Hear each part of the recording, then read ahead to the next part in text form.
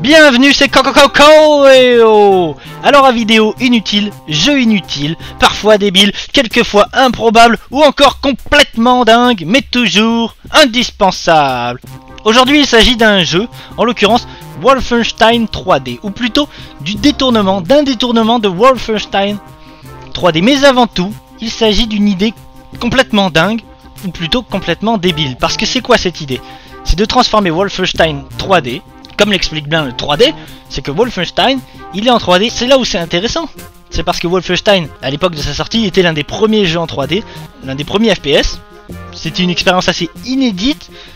Et ce que propose ce détournement, je sais même pas si on peut appeler ça un jeu, tellement c'est dingue.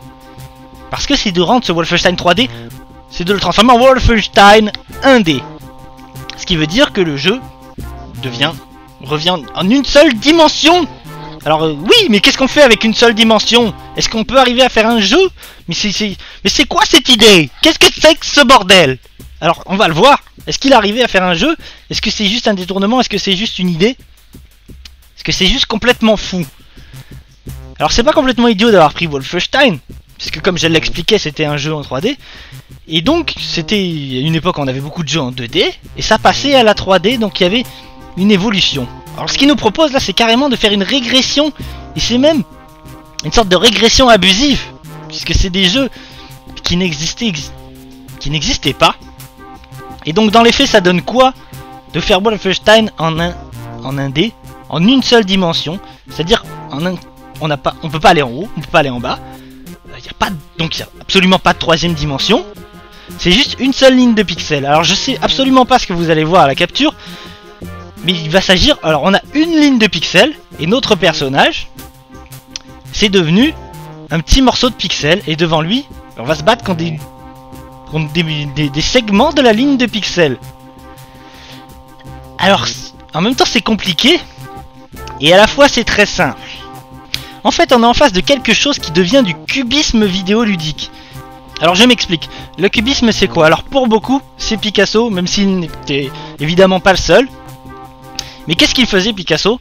Il faisait des peintures avec des trucs, c'était très bizarre, il y avait des formes bizarres, on comprenait rien, il mettait des yeux à la place des bouches, il mettait des oreilles à la place des cheveux.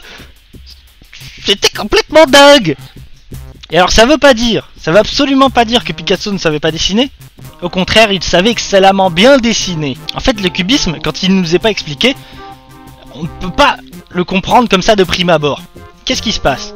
En fait, c'est de proposer au spectateur, c'est d'aplatir sur sa planche, en l'occurrence sur sa peinture, c'est d'aplatir différents points de vue. C'est-à-dire que le peintre, il a un point de vue, mais il va essayer de mettre différents points de vue, plusieurs points de vue, parce que c'est-à-dire qu'un objet ou une personne, on peut le voir sous différents angles. Il va essayer de tous les prendre, tous les juxtaposer sur sa peinture, ce qui fait qu'on va rien comprendre, puisque le personnage ou l'objet va sembler complètement difforme, et plusieurs faces les unes sur les autres. Le peintre, l'artiste, il devient omniscient puisqu'il voit tout, il sait tout, et il va essayer de peindre tout ce qu'il sait. Alors je sais pas si j'ai été clair. Et alors, où il est le rapport? Pourquoi ça devient du cubisme vidéoludique? C'est ça qui est dingue, c'est que là, tous les points de vue ils sont ramenés sur cette ligne. Donc on a tout ramené à cette ligne de pixels qui devient elle aussi omnisciente. C'est ça qui est dingue, puisqu'elle voit tout. En fait on voit tout maintenant. Ça devient presque... Vous voyez le petit morceau de pixels segment de pixels que je fais bouger sur la ligne. En fait je vais voir, c'est presque... Je me fais la réflexion à l'instant même, c'est presque, ça devient une ligne de vie, une ligne de destin. On peut carrément voir l'avenir avec cette vision en une dimension. C'est-à-dire qu'on va voir tout son avenir, tout ce qui va se dérouler, et il ne peut même pas s'en échapper. On va voir le destin, c'est le destin du personnage qui est sous nos yeux, qui se déroule. Alors comment ça se passe?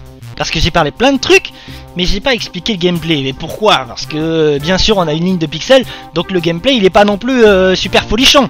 Mais je vais essayer quand même d'expliquer. Alors vous n'allez pas voir la légende, puisque sur la page il y a une légende avec des petites couleurs. c'est très sympa, donc on va comprendre. Là on va se bloquer contre un petit segment bleu clair. Donc le segment bleu clair, c'est la porte. Donc la porte je peux l'ouvrir. Et là il y a des ennemis qui me tirent dessus, donc j'ai une touche pour tirer. Ta.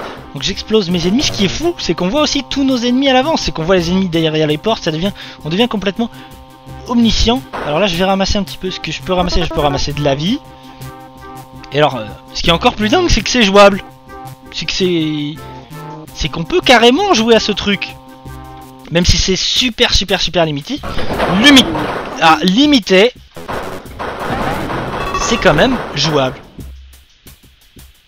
Et c'est fou d'avoir eu cette idée et d'avoir réussi à en faire quelque chose de jouable. Alors je sais pas jusqu'où. J'ai plus d'armes, je vais me faire défoncer. J'ai plus de munitions. C'est pas terrible ça. Je suis mort. Voilà, et on retrouve les munitions. On va ramasser des munitions. On va ramasser des trésors.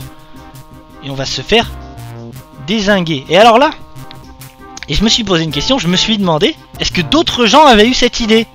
Sans transition aucune. Et comme vous pouvez le voir, il existe un Tetris 1D. Un Tetris en une dimension. Et là se pose une nouvelle réflexion. Qu'est-ce que ça donne? Ben, ça donne juste n'importe quoi. C'est encore plus débile de faire Tetris en 1D. Puisqu'en fait ça rend le jeu... Alors j'avais présenté des Tetris qui étaient des Tetris impossibles. Comme un Tetris avec un sol pas plat. Il était un petit peu arrondi. Donc on ne pouvait poser aucune pièce. Donc il était impossible. Là c'est complètement le contraire. Il est impossible d'être impossible. C'est-à-dire que pour faire simple, il est très possible. C'est-à-dire qu'il est impossible de perdre en fait.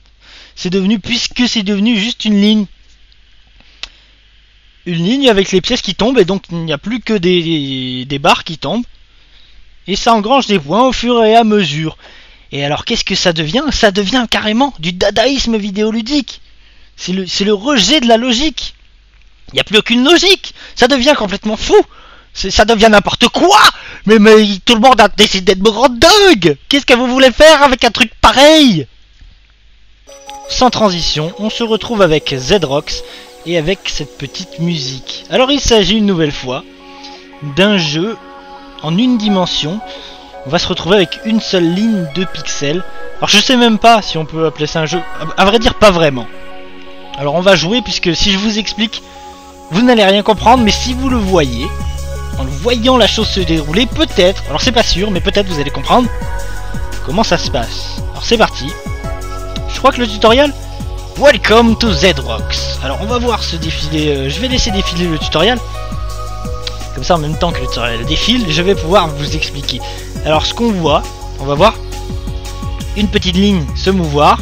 On comprend très bien que quand une lettre passe sur la ligne, elle fait... Voilà, on voit la ligne apparaître en surbrillance noire quand une lettre passe sur la ligne. Alors ça va être très difficile, j'espère que vous avez plus ou moins compris en voyant le petit schéma. Donc ce qui va se passer, c'est de comprendre. Alors je crois que je vais passer le tutoriel. Ok, c'est parti. Voilà, j'ai passé le tutoriel, donc c'est de comprendre.